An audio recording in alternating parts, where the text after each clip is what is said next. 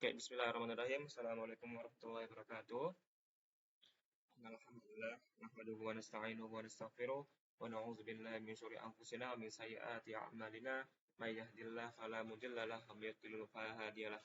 Asyhadu an la ilaha illallah wa asyhadu anna Muhammadan la nabiyya ba'dah. Allahumma shalli ala Muhammad wa ala ali Muhammad kama shallaita ala Ibrahim wa ala ali Ibrahim fil alamin innaka Hamidum Majid. Allahumma faqqihna fid-din wa 'allimna ta'wil.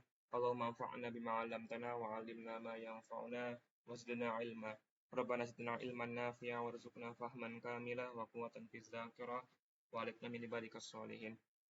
Ya, selamat datang teman-teman di pertemuan ketiga kajian kitab bersama ya, Mukhtasar Al-Latif karya Syekh Al-Alamah Abdullah bin Abdurrahman Fadl rahimahullah taala yang akan kita kaji bersama, yang insya Allah akan kita tuntaskan sampai beres gitu ya. Mungkin buat teman-teman yang kemarin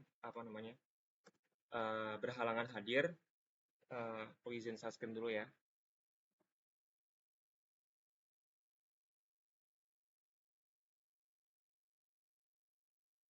Sekarang layarku masuk kan?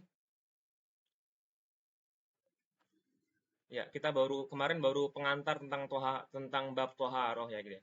Jadi apa itu makna toharoh? Jadi kemarin kita telah bahas bahwa at-toharoh di syarah. Jadi aku menggunakan kitab ini Al-Bayan wa Ta'arif yang merupakan syarah penjelas dari Mukhtasar Al-Latif. Jadi kalau mungkin merimen kembali gitu ya di di ilmu klasikal itu ada 3 jenis kitab ya. Ada matan, ada syarah, sama ada hasyiyah gitu ya. Matan itu merupakan isi utama kitab gitu ya. Ini yang kita bahas tuh matannya. Jadi ini adalah isi kitab dari Mukhtasar Latif. Ada lagi syarahnya, yaitu penjelas dari matan. Jadi kitab ini menjelaskan setiap kata dari matan, apa sih yang dimaksud oleh musonif, apa maknanya, terus apa takliknya gitu ya. Landasan hadisnya apa, landasan Qur'annya apa, kayak gitu ya. Dijelaskan oleh pensyarah. Ada lagi hasyiyah. Hasyiyah adalah penjelas dari syarah gitu ya. Jadi ada disyarah lagi gitu ya. Itu hasyiyah. Nah, yang saya baca di sini ada beberapa syarah dari Mukhtasar Latif dan yang aku ambil adalah kitab Al-Bayan wa Ta'rif yang kebetulan memang guru saya waktu itu menggunakan kitab yang sama, jadi saya menggunakan kitab yang sama juga ya Al-Bayan wa Ta'rif untuk sharing ke teman-teman semua. Eh, Harus update dulu ya. Ya. Kemudian kemarin kita telah membahas baru tentang at-toharoh gitu ya, tentang bab at-toharoh. Jadi sebenarnya apa itu at-toharoh? Kemarin kita membahas mengenai apa makna syar'inya dan apa makna lughahnya gitu ya. Nanti kalau teman-teman aku terlalu cepat bilang aja ya, nanti di sela aja. Sedikit reminder gitu ya. At-thaharah lughatan an-nadhafatu wal khulusu minal adnas. Jadi at-thaharah merupakan secara bahasa diartikan sebagai an-nadhafah wal khulus. Jadi kebersihan dan kesucian dari adnas, dari kotoran-kotoran. Nah, tapi secara syar'i, kemarin kita telah bahas gitu ya, ada 4 makna secara syar'i gitu ya. Ada syara'an tuh ada ini. Pertama adalah raf'u hadasin. Jadi mengangkat hadas gitu ya. Jadi mengangkat hadas. Yang kedua adalah izalatun najas, menghilangkan najis. Yang ketiga adalah fi makna hima, yang semakna dengan keduanya. Jadi ada yang semakna dengan raf'u hadas, ada yang semakna dengan izalatun najas, dan ala suratihima, yang semisal dengannya, semisal bentuknya dengan keduanya gitu ya. Jadi ada yang semisal dengan raf'u hadas dan semisal dengan izalatun najas kayak gitu ya. Masing-masing contohnya telah kita bahas kemarin. Raf'u hadas ya, hadas kan lebih ke arah sebuah kondisi gitu ya, bukan sebuah adenas ya, bukan sebuah kotoran gitu ya. Jadi di sini dicontohkan oleh pensyarah adalah wudu dan mandi gitu ya. Kalau wudu untuk mengangkat hadas kecil dan mandi untuk mengangkat hadas besar kayak gitu ya. Misalkan orang kentut gitu ya, kentut kan nggak ada suaranya ya, nggak ada kotorannya gitu ya. Tapi itu menjadikan seorang itu memiliki status berhadas gitu loh. Nah, dengan wudhu, maka seseorang bisa mengangkat hadasnya dan bisa diperbolehkan untuk melakukan beberapa hal lainnya seperti sholat dan tawaf kayak gitu. Yang kedua adalah izlatun najas, yaitu menghilangkan najis, di mana di sini ada bendanya, ada hisiannya, jadi ada terindra gitu najisnya gitu ya. Misalkan seperti adalah apa namanya mencuci pakaian yang terkena najis gitu ya. Itu kan jadi pakaian kita yang kena najis itu kita cuci, itu kan ada najisnya ya. dan kita angkat dengan air seperti itu. Itu kita mengangkat mengangkat najis yang ada di pakaian tersebut. Dan fi makna hima yang semakna dengan raf'u hadas, semakna dengan mengangkat hadas adalah salasil at-tuhrun salasil baul. Jadi bersucinya orang yang senantiasa keluar air kencingnya ya. Jadi ada penyakit salasil baul gitu ya. Orang yang senantiasa keluar tuh air kencingnya gitu ya. Itu dia nggak bisa dengan sempurna mengangkat hadasnya karena kan selalu berhadas gitu ya. Maka niat toharohnya bisa dengan niat salah satu bentuk toharoh juga termasuk toharoh bagi orang yang senantiasa kencing tadi, tapi dia dimaknai sebagai semakna dengannya gitu ya. Jadi dia nggak benar-benar mengangkat hadas, tapi dia semakna dengan mengangkat hadas. Atau tayamum gitu ya. Tayamum kan sebenarnya dia tidak mengangkat hadas gitu ya. Dia hanya berlaku sekali kayak gitu ya. Niat untuk membolehkan sholat atau membolehkan tawaf seperti itu ya. Hadasnya masih ada tapi semakna dengannya kayak gitu. Atau semakna dengan menghilangkan najis, wa ma fi makna izalatun najas kal istinja bil hajar. Istinja gitu ya, membersihkan kotoran gitu ya dengan batu gitu ya. Kalau istinja dengan air tuh masuknya ke izalatun najas, jadi dia bisa menghilangkan najis dengan sempurna. Tapi kalau beristinja dengan hajar, di sini dikatakan bahwa dia masuk ke fi makna hima, jadi semakna dengannya. Kenapa? Karena dia tidak kadang-kadang masih tersisa tuh najisnya gitu. Misalkan kita mohon maaf buang air besar, kemudian kita menggunakan batu untuk istinja, itu kita tetap sah untuk katakanlah sholat kayak gitu ya. Setelah kita bersih dari buang air besarnya kayak gitu ya. Tapi walaupun katakanlah masih ada beberapa sisanya kayak gitu ya. Nah, maka itu dihukumi sebagai fi ma'na hima. Dan yang terakhir adalah ala suratihima, yang semisal dengannya. Yang semisal dengan raf'u hadas, fama ala surati al-wudu al-majdud. Jadi memperbaharui wudu gitu ya. Memperbarui wudu. Jadi wudu yang kedua yang kita telah suci dari najis gitu ya. Telah terangkat hadasnya gitu ya. Kemudian kita wudu lagi, maka itu dihukumi dengan ala suratihima. Surahnya sama, kita melakukan wudu dengan cara yang sama, tapi dia tidak mengangkat hadas karena sudah terangkat hadasnya kayak gitu ya. Maka dihukumi sebagai ala suratihima. Dan ala suratihima yang semisal dengan izalatun najas, semisal dengan menghilangkan najis adalah al-ghuslah asaniyah wasalisah. Jadi mencuci pakaian dengan kedua atau ketiga kali kayak gitu ya. Kadang-kadang satu kali telah cukup, tapi kedua dan ketiga kali itu merupakan pengulangan yang disunahkan gitu ya. Dan itu merupakan salah satu bentuk dari ala suratihima. Oke, ini mungkin singkat saja ya. Kita akan lanjut ke pembahasan pertama mengenai wudhu gitu ya. Oh ya, mungkin sedikit pengantar juga. Jadi di fikih itu kan ada objeknya ya, ada makosidnya, ada wasailnya, ada perantaranya gitu ya. Kalau wakosidnya kan toharoh itu ada wudhu, ada mandi, ada istinja gitu ya, tadi yang kita bahas.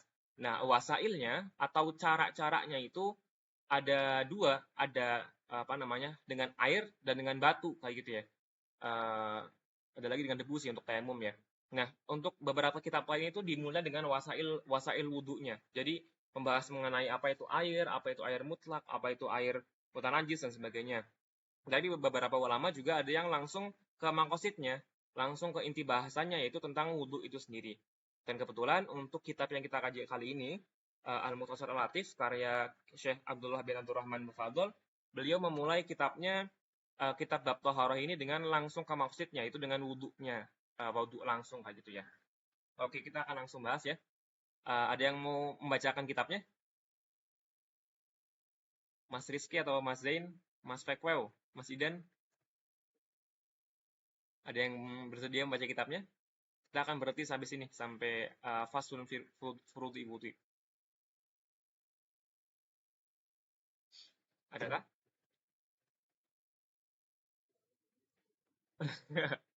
Oke, aku bacakan dulu ya. Bismillahirrahmanirrahim. Qala al-musannif rahimahullah taala Syekh Abdullah bin Abdurrahman Bafadl fi kitabihi Mukhtasar Latif wa nafa'ana bihi fi darani amin. Faslun fi furudhi wudu'i. Furudul wudu'i sittatu asya. Al-awwal an-niyyah.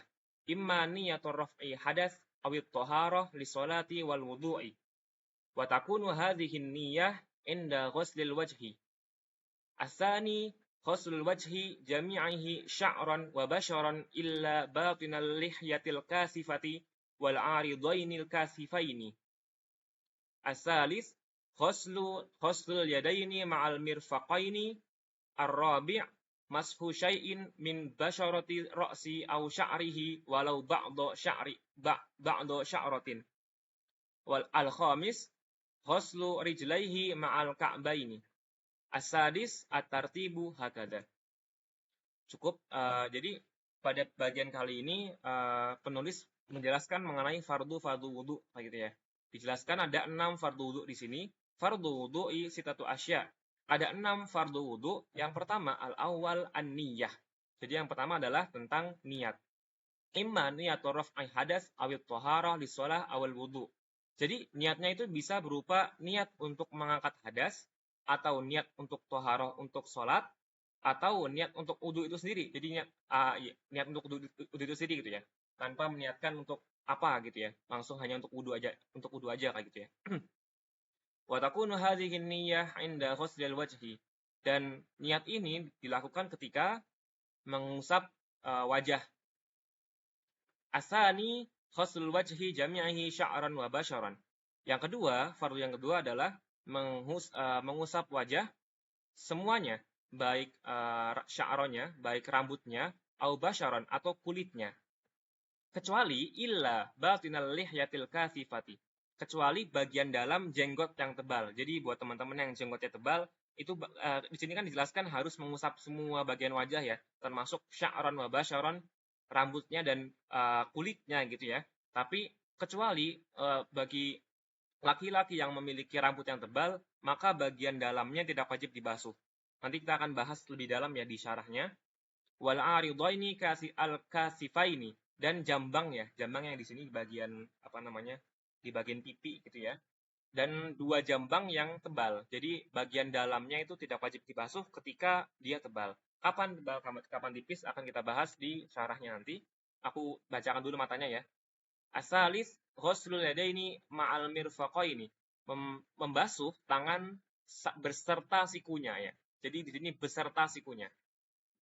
Ar-rabi' yang keempat mas'u syai'in min basyarati ra'si au sya'rihi walau ba'da sya'ratin. Mengusap syai'in min basyarati. Jadi sebagian dari bagian kepalanya, baik itu basyarnya, kulitnya, atau rambutnya, walau ba'da sya'ratin. Jadi di madzhab Syafi'i itu tetap sah ketika hanya membasuh beberapa helai rambut saja.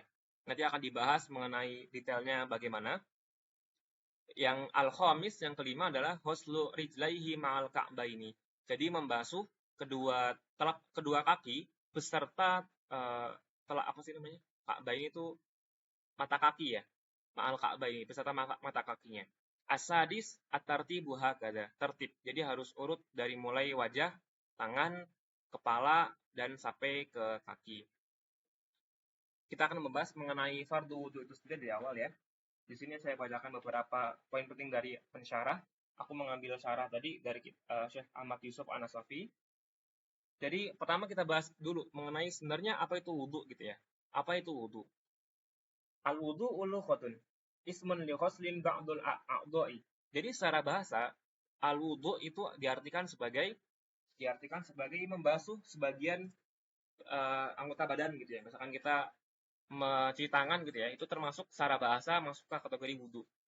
Namun wasyar'an, tapi secara syar'i al-wudu itu diartikan sebagai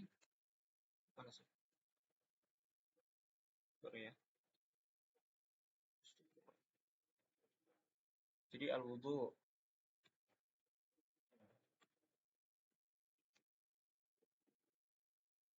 ya, dia ada secara bahasa dan secara syar'i. Pertama secara bahasa tadi ya. Secara bahasa diartikan sebagai li ghusli ba'dil a'dha, hanya membasuh atau mengusap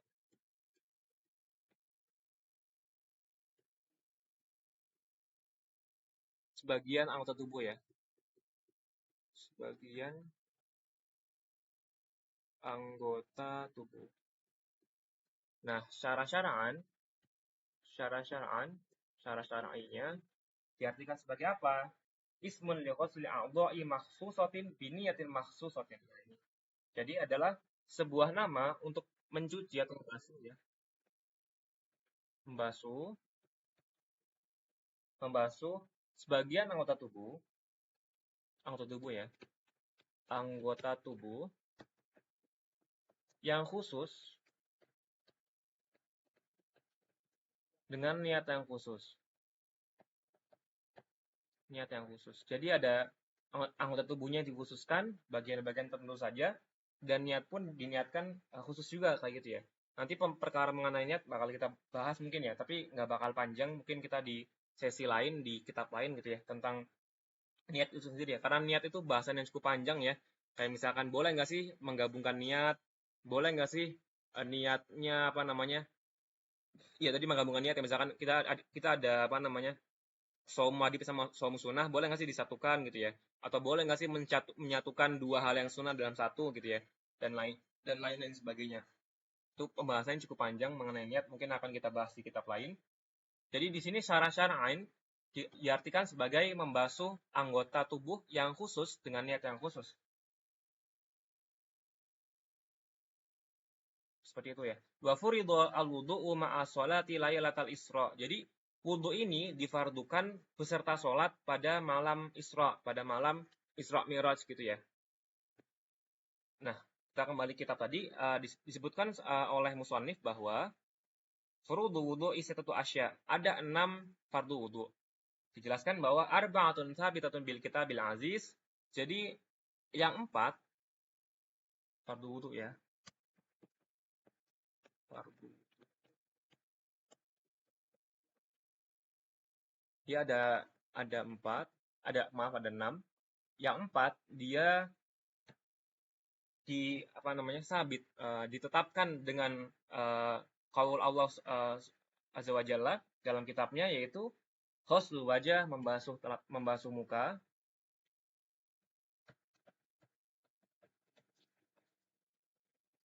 Yang kedua, wa ghuslu yadaini ilal mirfaqaini, membasuh tangan sampai siku.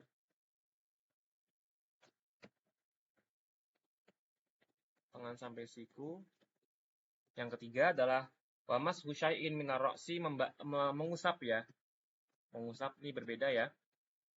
Ada mengusap sama ada membasuh. Mengusap sebagian dari kepala. Sebagian kepala. Yang terakhir adalah wa ghuslu rijlaini ilal ka'baini.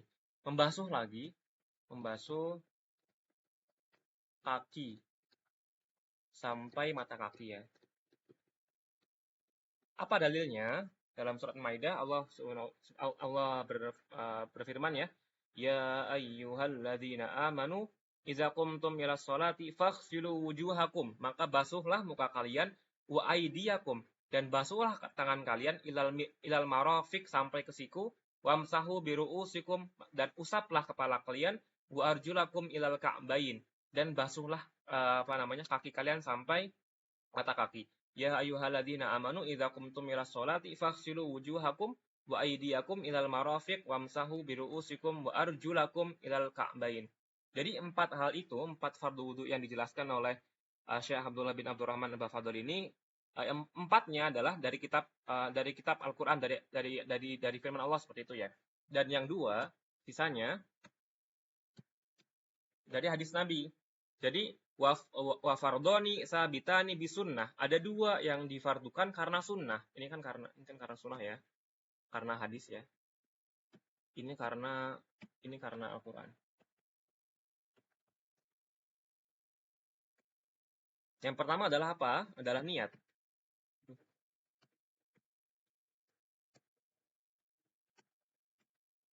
Niat. Apa hadisnya? Hadis yang terkenal gitu ya.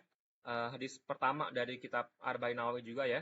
Innamal a'malu binniyat. Bahwa segala sesuatu itu dengan niatnya gitu ya. Wa innamal likulli imri'in ma nawa. Dan seorang akan mendapatkan apa yang dia niatkan.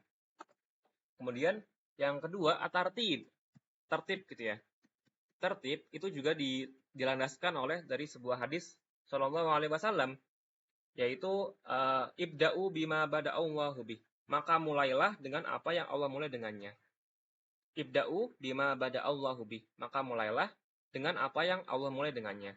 Wahwa wa in kana waridan fi sa'i. Sesungguhnya hadis itu tuh sebenarnya dipakai untuk perkara sa'i gitu ya. Jadi para sahabat tuh waktu itu bertanya, ya Rasulullah SAW, dari manakah kami memulai sa'i? Apakah dari Sofa atau dari Marwa gitu ya? Nah, maka Nabi pun menjawab, ibda'u bima bada'allahu bih. Maka mulailah dengan apa yang Allah mulai dengannya. Jadi kan Allah memulai dengan apa? As-Sofa ya. Innas sofa wal marwata min sya'airillah. Maka Nabi Muhammad SAW apa namanya? Tadi bersabda gitu ya. Mulailah dengan apa yang Allah mulai dengannya. Jadi mengisyaratkan bahwa mulailah dengan sofa terlebih dahulu baru ke marwah seperti itu. Nah, dijelaskan bahwa hadis ini memang hadis yang secara lafadznya, mohon maaf, secara sebabnya adalah oleh sa'i gitu ya. Tapi ada sebuah kaidah di usul fikih bahwa ada perkara-perkara yang al-ibrah itu bi umumil lafzi, la bi khususil sabab. Jadi ibrah itu diambil dari keumuman lafaznya, bukan dengan kekhususan sebabnya. Dan lafaz ini ibda'u bima bada'allahu bihi itu secara umum itu berarti bahwa ya secara al-Fatihah kan bersifat umum gitu ya. Maka mulailah dengan apa yang Allah mulai dengannya gitu ya. Dan karena Allah memulai dengan membasuh muka, tangan, kepala sampai kaki itu, maka apa namanya? Mensyaratkan juga bahwa wudhu pun juga harus dilakukan dengan tertib. Tidak boleh yang sebagian mendahului dengan sebagian yang lain. Itu yang pertama. Jadi yang kedua, yang pertama tadi ya hadis tentang sa'i ya. Hadis sa'i ya. Hadis sa'i. Yang kedua dikatakan oleh pensyarah, dikatakan bahwa wa aidan la tufarriqu al-arab bainal mutajanisi illa li faidah. Jadi orang-orang Arab itu tidak memisahkan sesuatu yang sejenis kecuali ada sebabnya gitu ya. Kan kalau kita perhatikan ayatnya, ya ayyuhalladzina amanu idza qumtum ila sholati faghsilu wujuhakum wa aydiyakum ilal marafiq. Maka basuhlah muka kalian dan basuhlah tangan kalian sampai siku, wamsahu. Di sini ada perbedaan di tengah-tengah, ada usaplah kepala kalian gitu ya. Lalu kembali ke apa namanya membasuh kaki kalian gitu ya. Jadi pertama adalah wamsahu biru mohon maaf ya faghsilu wujuhakum, membasuh muka kalian, kemudian faghsilu kemudian wa aydiyakum ya dengan kemudian tangan kalian, di tengah-tengahnya ada wamsahu, ada mengusap gitu ya. Nah, orang Arab itu biasanya ketika ada hal yang sejenis, yaitu kayak mungkin Indonesia gitu ya, maka basuhlah muka, koma tangan, koma kaki gitu ya. Baru kemudian usaplah kepala kalian gitu. Itu kan orang Arab juga seperti itu. Jadi dia apa namanya? Menyatukan sesuatu yang sejenis, yaitu dalam arti membasuh gitu ya. Tapi di sini Allah Subhanahu wa taala berfirman ada wamsahu di tengah-tengah gitu ya. Jadi ada membasuh muka, membasuh tangan, kemudian mengusap sebagian kepala, wamsahu biru'usikum, kemudian balik lagi wa arjulakum ya. Kenapa kok tahu ya? Kok tahu apa namanya? Arjulakum itu apa namanya menempel pada membasuh, mungkin itu pembahasan mengenai apa namanya nahwu syaraf ya. Di sini menggunakan wa arjulakum ya, bukan wa arjulikum ya. Yaitu dinisbatkan kepada yang awal, faksilu wujuhakum bu aidiakum wa arjulakum. Jadi dia satu maf'ul ya, satu maf'ul dengan mohon maaf, apa sih namanya? Satu objek dengan membasuh itu sendiri. Jadi intinya adalah orang Arab itu tidak akan memisahkan sesuatu yang sejenis kecuali ada sebabnya. Dan di sini Allah ada satu bagian mengusap di tengah-tengah yang berbeda ya. Maka dari itu di sini dihukumi bahwa antara 1 sampai 4, 1 2 3 4 ini diartikan harus tertib gitu ya, harus urutan kayak gitu ya. Dari mulai membasuh muka, membasuh tangan, mengusap sebagian kepala sampai membasuh kaki sampai mata kakinya. Seperti itu untuk yang pengantar mengenai fardu wudu. Sampai sini ada yang mau tanyakan terlebih dahulu mengenai fardu wudu yang di sini? Apakah cukup jelas atau terlalu cepat ya?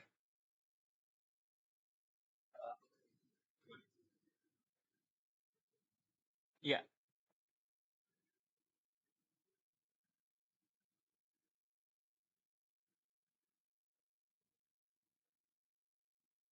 yang di Quran. Oh, sebentar, sebentar. Aku buka Qurannya aja kali ya. Ini,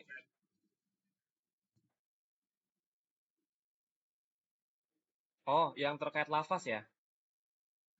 Oh, iya, iya. Jadi, kan memang hadis itu kan secara lafaznya kan ibda'u bima bada Allahu bih. Dia berlafaz umum gitu ya. Maka mulailah dengan apa yang Allah mulai dengannya. Jadi lafaznya umum. Jadi ada nanti di usul fikih ya bakal belajar gitu ya.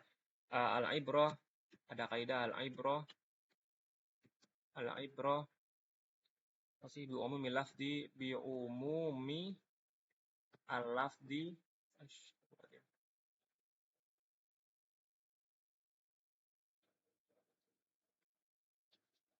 Bi umumi lafdi la bi khususi sababi. Bi khusu maaf, maaf. Bi khususi asababi. Jadi al-ibrah itu diambil dengan keumuman lafaznya, dengan keumuman lafaznya, bukan dengan bi khususi sababi, bukan dengan kekhususan sababnya. Jadi ketika ada sebuah lafaz dia menandakan sebuah keumuman, eh, dia kan dalam arti ini kan di sini kan umum lafaznya ya. Ibda'u bima bada Allahu bi, mulai dengan apa yang Allah mulai dengannya itu tidak ada khusus lafaznya gitu ya. Misalkan ibda'u as-sa'i bima bada Allahu bi. Maka mulailah sa'i dengan apa yang Allah mulai dengannya. Jadi enggak gitu ya. Tapi di sini Rasul bersabda ibda'u bima bada Allahu bi. Secara umum gitu ya. Jadi bi umum lafzi dengan lafaz yang umum. Lafaz umum. Lafaz umum la bi khusus sabab, bukan dengan kekhususan sebabnya. Di sini memang sebabnya khusus ya. Hadis ini muncul karena para sahabat bertanya mengenai perkara sa'i gitu ya. Jadi asbabul urutnya yaitu tentang sa'i, tapi karena lafaznya bersifat umum maka hadis ini pun ibrohnya diambil untuk hal yang berlaku umum juga, yaitu termasuk wudhu juga gitu ya. Karena di sini Allah telah bersabda, mohon maaf, Allah berfirman tentang wudhu gitu ya, dari mulai wajah sampai kaki. Maka kalimat Nabi ini ya, yaitu ibda'u bima bada Allahu bih juga berlaku juga gitu ya. Yaitu mulailah dengan apa yang Allah mulai dengannya. Mungkin pembahasannya akan lebih jauh, lebih dibahas di kitab-kitab usul fikih sih Kang. Mungkin mungkin next time kali ya kita bakal ngebahas usul fikih ya. Al-Waraqah ya, karya Al-Juwaini mungkin ya, tentang kaidah-kaidah fikih. Tapi sampai sini jelas nggak terkait Al-Ibrah ini? Jelas ya. Bismillah. Saya lanjutkan lagi. Tadi kita baru membahas mengenai furudu wudu'i silatu asya. Ada 6 fardu wudu. Nah, kita masuk ke yang pertama, al-awwal an-niyah. Jadi yang pertama adalah al-awwal an-niyah. Wahia, terus ini nggak ada wahiyanya ya. Iman ya raf'i hadas awit toharoh liswalah. Jadi bisa berniat untuk mengangkat hadas, awit toharoh atau bersuci liswalati, awil wudu atau wudu itu sendiri kayak gitu ya. Atau toharohnya hadas awda. Ya seperti itu. Fakot. Tapi di sini dijelaskan oleh Syekh Ahmad Yusuf An-Nazafi bahwa berniat untuk wudu saja itu dihukumi khilaful aula, menselisihi yang lebih utama gitu ya. Karena apa namanya ada yang lebih utama yaitu berniat untuk rafil hadas gitu ya. Ketimbang hanya niat untuk wudu saja. Tapi apakah boleh? Hukumnya ya khilaful aula. Boleh tapi menyelisihi yang lebih utama. Lebih baik kita berniat yang lebih utama kayak gitu ya. Atau ditambahkan juga oleh pensyarah di sini yaitu an-niyah bisa juga dengan niat. Ini an-niyat ya sekarang ya.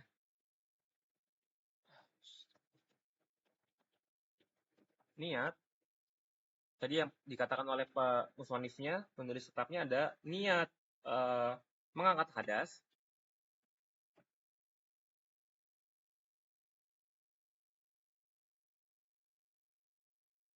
Mengangkat hadas itu boleh. Atau niat untuk at-toharoh.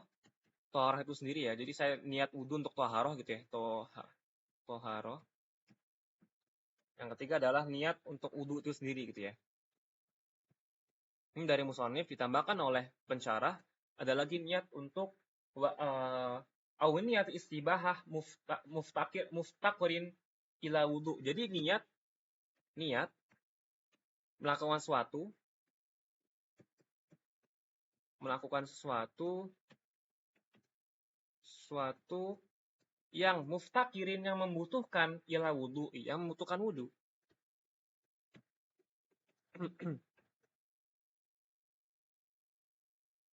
Contohnya apa? Contohnya adalah kamashil mushaf. Jadi dalam madzhab Syafi'i itu memegang mushaf itu diwajibkan untuk wudu gitu ya.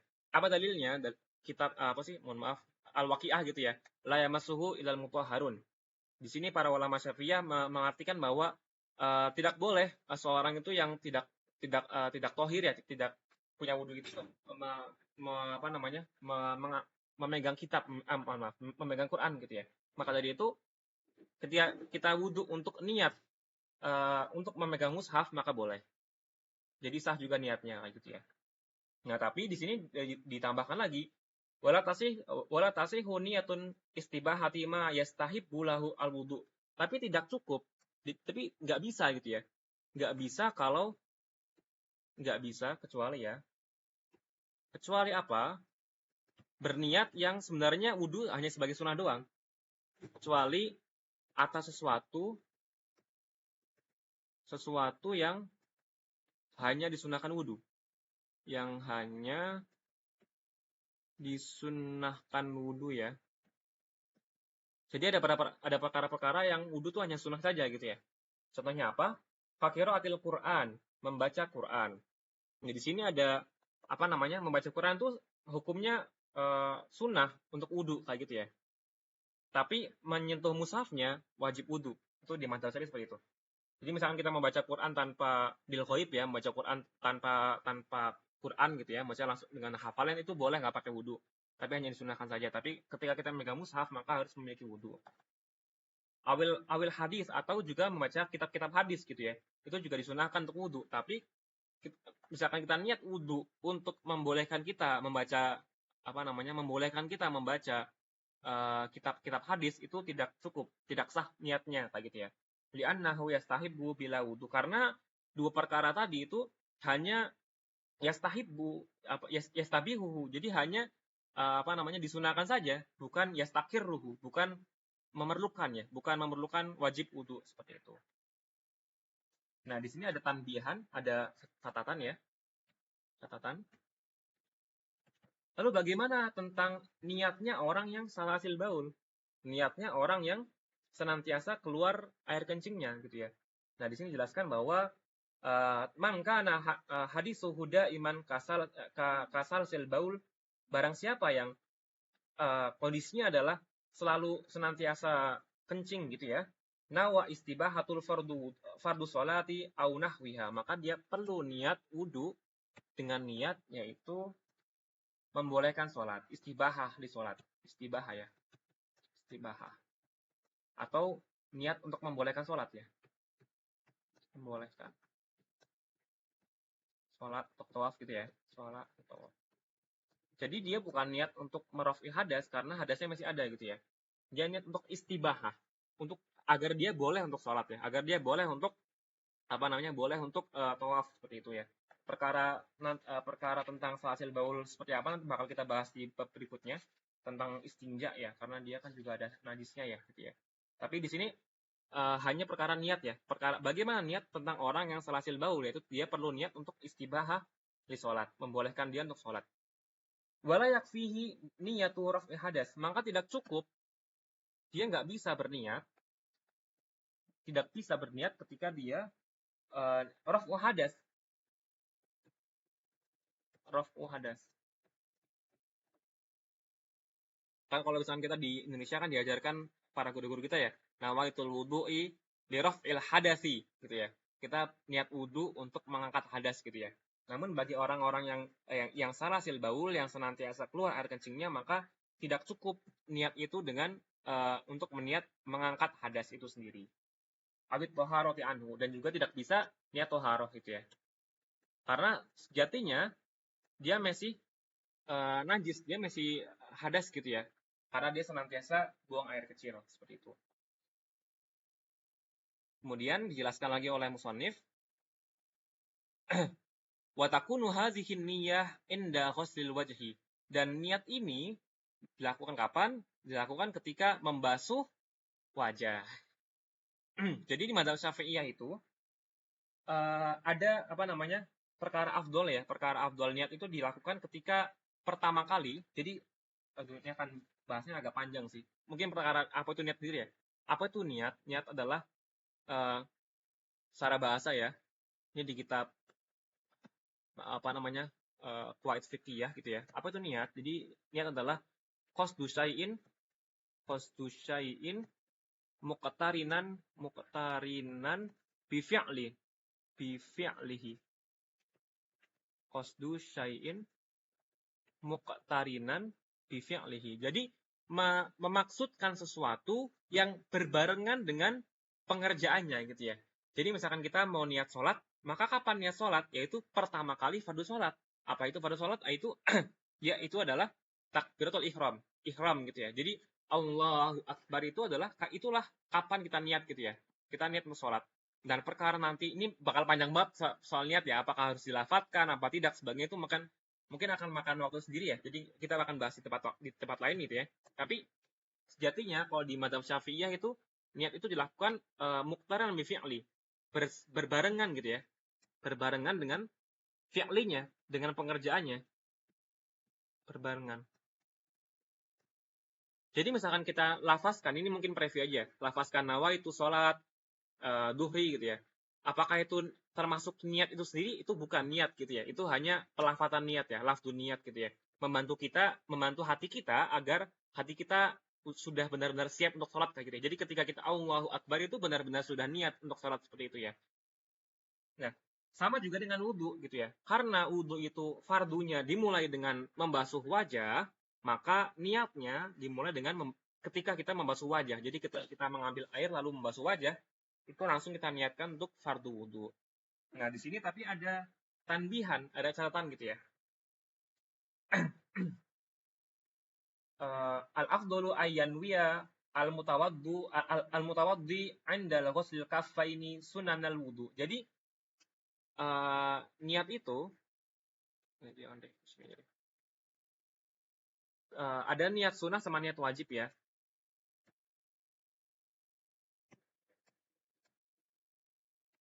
Ada niat sunnah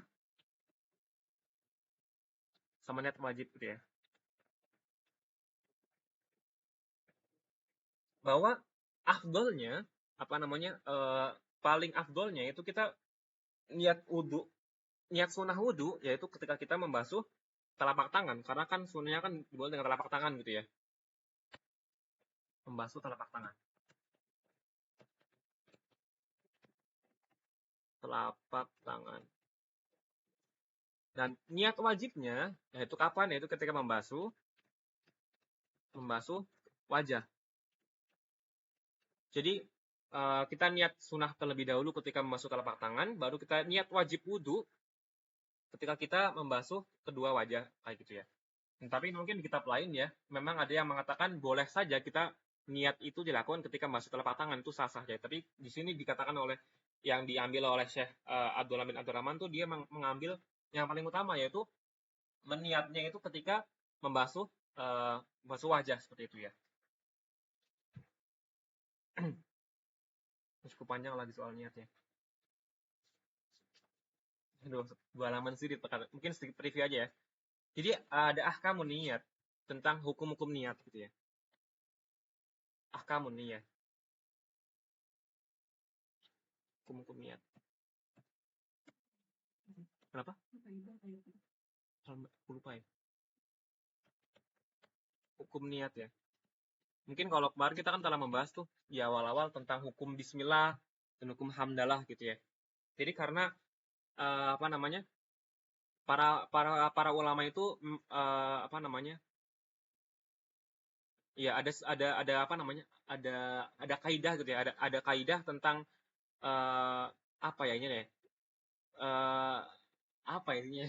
Dia ketika membahas sebuah objek itu ada 7 kaidah gitu ya. hakikatun hukmun wa mahalun wa zaman, kaifiyatun syartun wa maksudun hasan. Jadi ada hakikatnya, ada hukmunya, ada mahalnya atau tempatnya, wa zaman kapan, wa kaifiyah caranya bagaimana, syartun syarat-syaratnya apa, wa maksudun maksudnya apa, tujuan apa, wa hasan apa maksudun hasan gitu ya. Dari sini dibahas mengenai hukum-hukum niat terlebih dahulu gitu ya. Hukum-hukum niat ini agak panjang ya. Atau mungkin minggu depan aja kali ya. Ini jangan 645, sudah terlalu lama ya. Tapi mungkin sedikit aja kali ya. Ada hukum wajib. Sini ada, oh maaf, ini bukan hukum niat tentunya. Ya ahkam niat sih, benar sih. Sini tadi ada hukumnya, ada ahkam hukumnya, ada hukum, ada mahalnya, tempat ya. Tempat ya. Hakikatun, sorry maaf, ada hakikat dulu ya, hakikat. Hakikatnya apa? Hakikatun hukmun mahal. Hakikatnya apa, hukumnya apa, mahalnya, tempatnya di mana, kita bakal membahas di mana tempat kita niat gitu ya, apakah di lisan atau di hati gitu ya. Buat zaman zaman tuh waktu gitu ya. Waktunya ada lagi kaifiyah tentang tata caranya. Tata caranya bagaimana, kemudian wasyartu syartun syarat-syaratnya apa? Apakah semua orang boleh niat atau enggak gitu ya? Syarat-syaratnya apa? Yang terakhir wa maksudun hasan, maksudnya gitu ya. Tujuannya apa gitu ya. Ini agak panjang, mungkin kita akan bahas di pertemuan minggu depan insya Allah jika Allah menghendaki. Mungkin lagi-lagi ya, mungkin nggak banyak jalan. Kita baru membahas mengenai al-awwal, baru sampai sini ya. Baru sampai bait yang sini. An-niyah imaniyah turuf hadas awit taharah li shalah awil wudu wa takunu hadhihi niyah inda ghuslil wajh. Bahwa niat ini dilakukan ketika membasuh kedua wajah. Mungkin sekian yang bisa saya sampaikan untuk pertemuan hari ini. Ada yang mau ditanyakan terlebih dahulu kah? Atau mau diskusikan gitu ya, bersama-sama tentang perkara niat. Oh iya, boleh.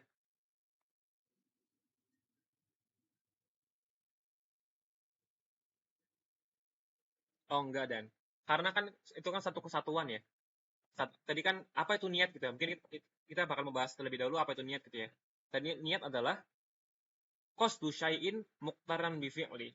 Jadi memaksudkan sesuatu berbarengan dengan fi'ilnya, yaitu awal fi'ilnya gitu. Misalkan kita sholat, ya kita hanya sholat. Niatnya kapan? Ketika kita ihram gitu ya. Kita takbiratul ihram gitu ya. Aku bisa ambil air dulu ya. Banget.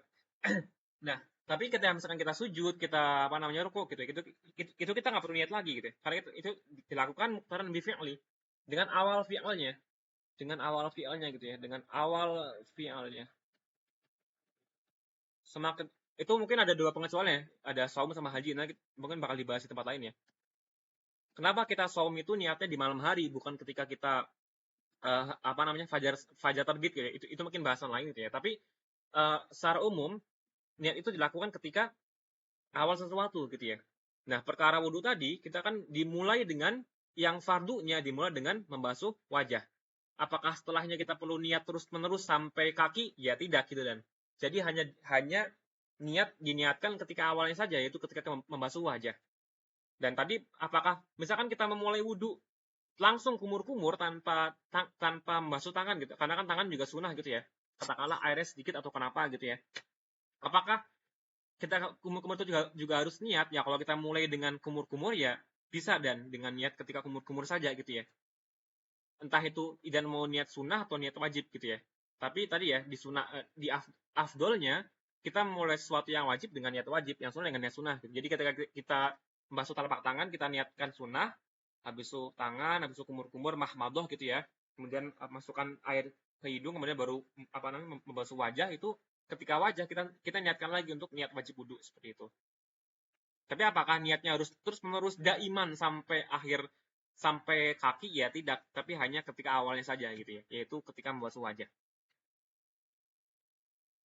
Seperti itu dan kurang lebih, dan oke, diminum dulu ya.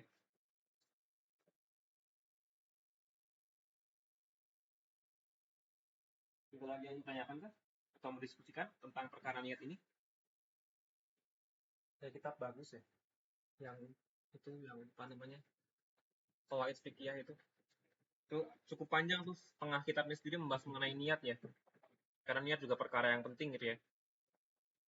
Apakah mungkin preview aja kayak misalkan meniatkan apa namanya, mencabangkan niat gitu ya.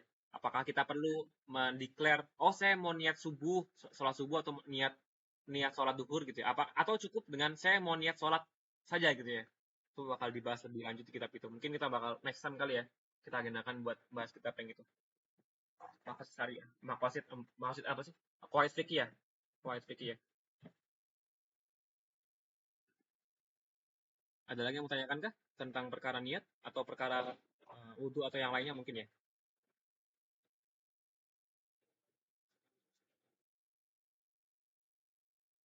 Jadi Mas, ya gimana?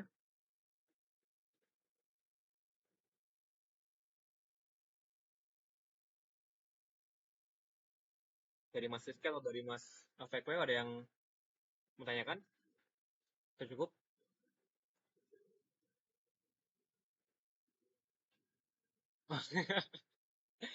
Oke, oke. Emang kenapa, Fik? Nanya apa tuh, Mak? Emang mau tentang apa, Emang?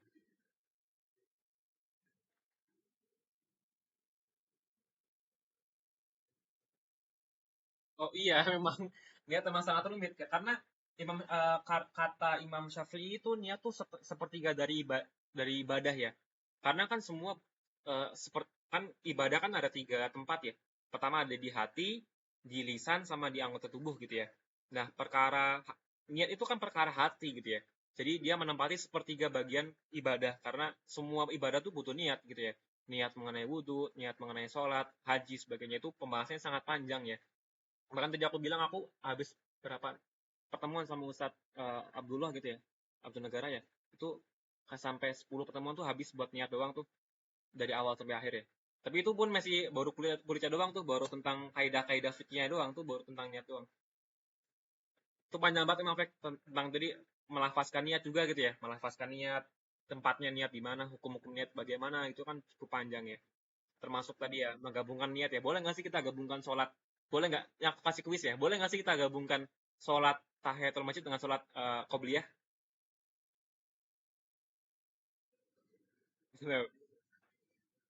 Oh, iya. Kalau di Syafi'iyah boleh. Atau boleh nggak kita gabungkan niat qobliyah dengan ba'diyah?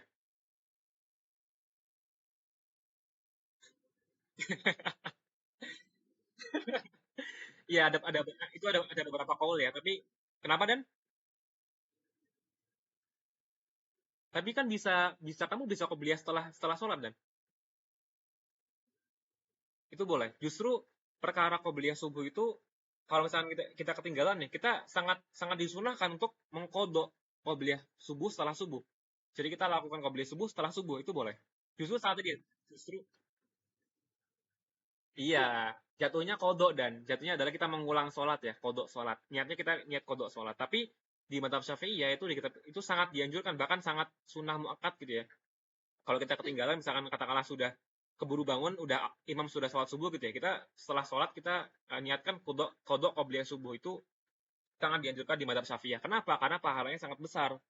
Kan apa namanya, sholat fajar kan pahalanya lebih besar dari bumi dan seisinya gitu ya. Maka dari itu para ulama syafi'iyah membolehkan gitu ya, membolehkan mengkodok mengkodok sholat qobliyah di ba'diyah. Nah pertanyaannya adalah, boleh nggak sih kita menggabungkan niat qobliyah dengan ba'diyah? Boleh nggak? Itu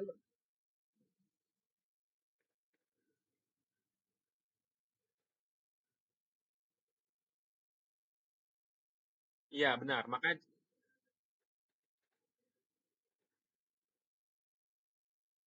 bisa Isya Isya sama duhur kan juga fadilahnya juga besar kan. 4 rakaat qobliyah duhur kan juga besar fadilahnya. Atau dua ya di beberapa hadis ya. Iya benar. Tapi boleh, tetap boleh mengkodok qobliyah di ba'diyah. Itu memang perkara yang cabang-cabang yang rumit ya di fikih ya. Nah itu tentang tadi ya, tentang boleh nggak sih kita menggabungkan niat qobliyah dengan ba'diyah. Ulama Syafi'iyah mayoritas tidak boleh. Tapi ada satu ulama besar juga Ar-Romli, dia membolehkan kayak gitu ya. Jadi boleh meniatkan eh, menggabungkan niat. Tapi ini bisa dibilang pelit banget ya, masa mau qobliyah ba'diyah digabungkan gitu ya. Tapi ya tadi ya para Syafi'iyah mayoritas ulama dia tidak membolehkan, tapi ada beberapa kalangan yang apa namanya berkata boleh kayak gitu. Atau boleh nggak sih menggabungkan niat yang haram dengan niat yang sunnah gitu ya? Saya mau niat apa sunnah apa atau yang mubah, misalkan saya mau niat makan tapi juga niat apa gitu ya, niat pamer dan sebagainya, itu boleh nggak sih gitu? Itu kan juga perkara niat kan juga sangat panjang gitu ya, menggabungkan dua niat, yang satu niat yang wajib, satu satu niatnya sunnah, boleh apa enggak, atau sama-sama sunnah tuh boleh apa enggak, dan sebagainya, itu kan cukup panjang. Jadi emang memang sangat panjang Fik, perkara niat itu Fik. Dan emang bukan cuma kamu yang pasti bilang banyak ya, karena ulama juga bilang banyak gitu ya, sampai ada kitab sendiri tuh tentang niat ya, tentang pelafasan niat dan sebagainya gitu,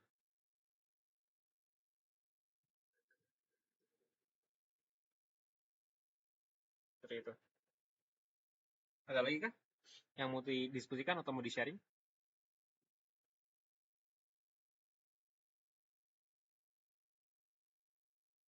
Cukup? Oke. Oke, alhamdulillahirobbilalamin, karena telah tidak ada yang bertanya gitu ya. Insya Allah kita bertemu lagi di pekan depan dengan pembahasan yang masih sama tentang fardu-fardu wudu, tapi kita lanjutkan ke bahasan berikutnya tentang niat lebih dalam serta fardu berikutnya. Subhanakallahumma bihamdika asyhadu an la ilaha illa anta astaghfiruka wa atubu ilaik. Terima kasih banyak atas waktu teman-teman semua, dan semoga Allah berkahi waktu teman-teman semua. Mohon maaf jika banyak kesalahan, dan jika ada kelebihan semua dari Allah. Wassalamualaikum warahmatullahi wabarakatuh.